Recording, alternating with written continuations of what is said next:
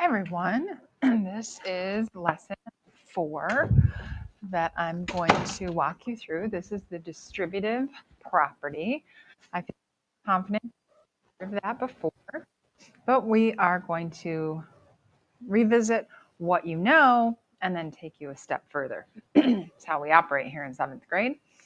So the distributive property allows the number on the outside of the parentheses to be multiplied by terms inside the parentheses. Taking a look, an example of that, what we mean by that is this here. You have a number that is directly next to a parenthesis. It does not have a plus sign between it and the parenthesis, minus sign, nothing, just number, parenthesis.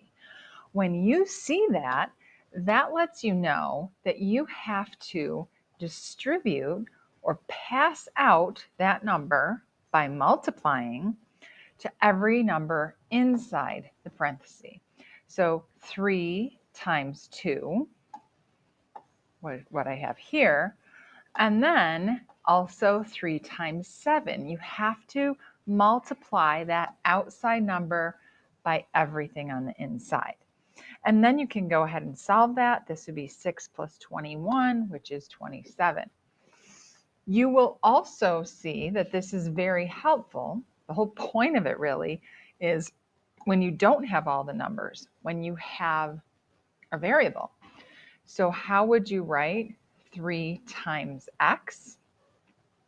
You could write it with parentheses to indicate that you are multiplying, or you could simply just write 3x. Remember that 3 is your coefficient and the x is your variable. And then when you distribute the 3 to the second term, you are going to multiply 3 times 7, which is 21. So this would be your simplified expression, 3x plus 21. We always like to use the arrows to remind us that what we're multiplying, that outside number, by each term on the inside. And I want to show you before we practice this what the point would be, what one of the points would be. If you're given a problem like 7 times 84, if you're like me, I'm thinking this in my head. And I'm trying to remember to keep the 8 down here and carry the 2. And then multiply these. And what do I have to add back in? All right. And if all that's happening in your head, if you're like me, I get lost. So I'm going to think of this instead of 7 times 84. I'm going to think of it as 7 times 80 and then 7 times 4. I'm going to break apart the 84 into 80 plus 4. So I'm kind of distributing to the tens place and to the ones place. 7 times 80 is easy for me to do in my head, and 7 times 4 is easy for me to do in my head.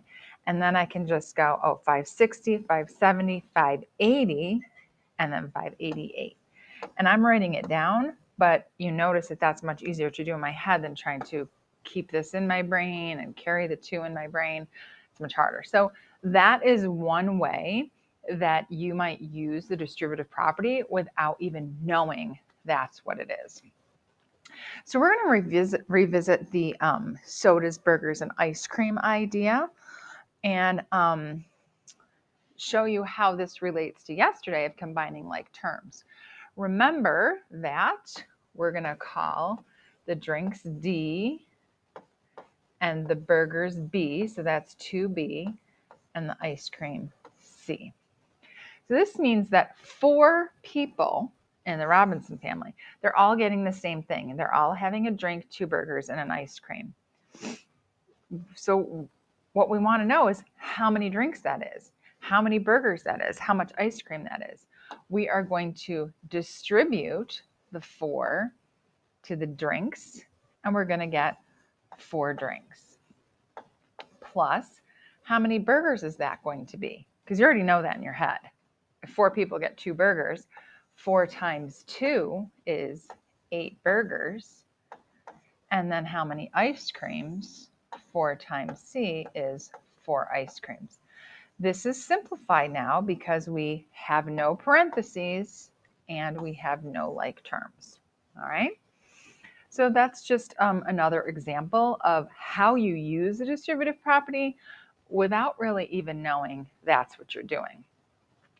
I super love the area model, even though I know all of you don't. But once you see how easy this is to do, you're going to be like, oh, all right. So here is your problem. You've got 5 on the outside of the parentheses and 3x plus 2 on the inside. We're going to draw a box and we're going to put 5 on the side, and then we're going to have the 3x plus 2 up top. We're splitting these apart into 3x and 2, okay? Then, whoops, it's kind of like your multiplication fact chart. You're going to multiply 5 times 3x to get 15x, and you're going to multiply 5 times 2 to get 10. So your answer would be 15x plus 10. So if you find the arrows confusing, you can make yourself a little box and do an area model. I want to prove to you that this actually works because a lot of the time we're going to be using it with variables. So you aren't sure that it works. I'm going to prove it to you. When we do order of operations to solve a problem, we do anything that's in the parentheses first, then exponents, multiply, divide left to right, add, subtract left to right. Looking at this problem, parentheses, I'm going to do anything that's in the parentheses first. This is going to be 2 times 9, which gives me a value of 18. I'm going to take the exact same problem. Notice this is the same, but I'm going to use the distributive method on it over here to see if I still get 18. 2 times 3 is 6, plus 2 times 6 is 12, and 6 plus 12 is 18. Hopefully, this helps you to believe me when I tell you that it's okay to use the distributive property. Which method do I want you to do? Well, typically, if you have all the numbers, we use our order of operations. The reason I need you to believe the distributive property works because we use it mostly in algebra where we're going to have a variable. You can't use order of operations on this problem because you don't know what x is, so you can't get an answer. But in order to simplify it, you do need to be able to distribute. Let's practice. 6 times the first term is 12. Bring down the plus sign. 6 times the second term is 24x. Now I have no parentheses and no like terms. That is the simplified expression. Remember that you're going to encounter negatives, which is what makes this different from how you learned it in 5th or 6th grade. So we're taking something you most likely already know, the distributive property, but remembering that we're going to need to use our Dorito man because we're going to have negatives. All right, example 2, we're going to take 1/2 of negative 6x. What's half of 6? So this is negative 3x. Bring down your plus. And we're going to take 1/2 of 4. I now got rid of my parentheses, and there's no like terms. That's simplified. I'd like you to pause it now and try the next 2 problems, and then restart me up. See how you did.